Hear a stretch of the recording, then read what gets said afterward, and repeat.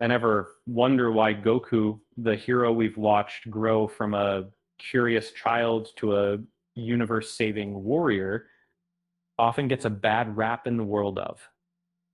It's easy to fall into the trap of comparing him to his earlier self or focusing on moments that seem off. But what if a lot of the criticism is based on misconceptions?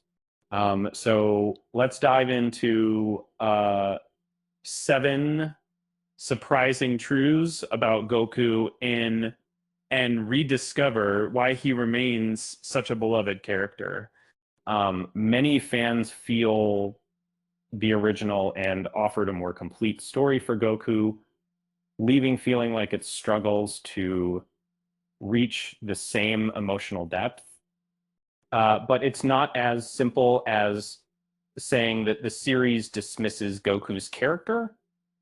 Um, there's a lot happening beneath the surface and a lot of assumptions that just aren't true, um, because uh, one common complaint is that Goku becomes naive or even ignorant during battles. However, his seemingly reckless behavior isn't a sign of stupidity. It's often a calculated risk, uh, driven by a desire to do good. Remember his interactions with Zeno, the Omni King. Uh, it wasn't carelessness, but an attempt to forge an alliance that were were and offering Moro a Senzu bean. Uh, that was a test of character of Diemble, to determine if the villain could be redeemed. Goku always has a reason for his actions, even if it's not immediately obvious. Um, and what about family? Is Goku a neglectful husband and father? Uh, it's true he's not always the most expressive with his emotions, but his love for Chi Chi and his children is undeniable. Um, Actions like preventing Goten from entering the Tournament of Power weren't about indifference, but about protecting him.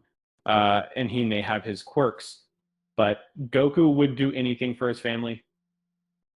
Some argue that relies too much on power ups and doesn't showcase Goku's training, but that's simply not true. And he still pushes his limits, learning from powerful mentors like Beerus, Whis, and Maris. And these training sessions may not get the same fanfare as his earlier exploits, but they are crucial to his growth and refinement of skills. It's also a misconception that Goku doesn't defeat enough villains in, you know, a means. Well, he's involved in most of the major battles.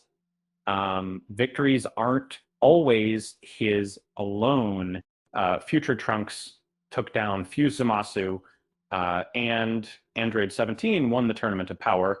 Uh, Goku's contributions are essential, but he's a team player and acknowledges the strengths of his allies. And critics also claim that Goku doesn't develop new techniques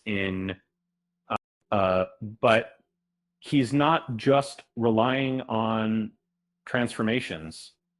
And he masters skills like energy nullification and Godbind, and even learns to combine the Kaioken with Super Saiyan Blue.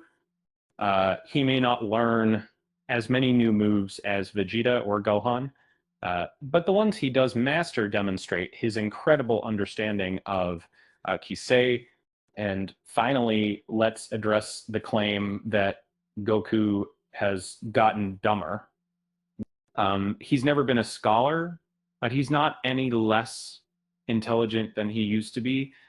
He may struggle with tasks, but he's a brilliant strategist and a quick learner in battle. Um, um, his his quirks are part of what makes him endearing. Um, Perhaps the most surprising truth is that actually allows Goku to connect with his Saiyan heritage, and he learns about his father, Bardock, and finally accepts his lineage. This acceptance even influences his transformation into true Ultra Instinct, incorporating the power of his ancestors. Um, it's a beautiful full circle moment for a character who once struggled with his Saiyan identity. Uh, so the next time you watch, try to look beyond the power ups and the battles.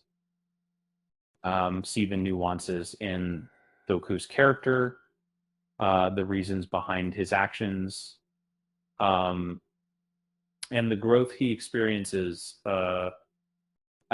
You might be surprised by what you discover. C is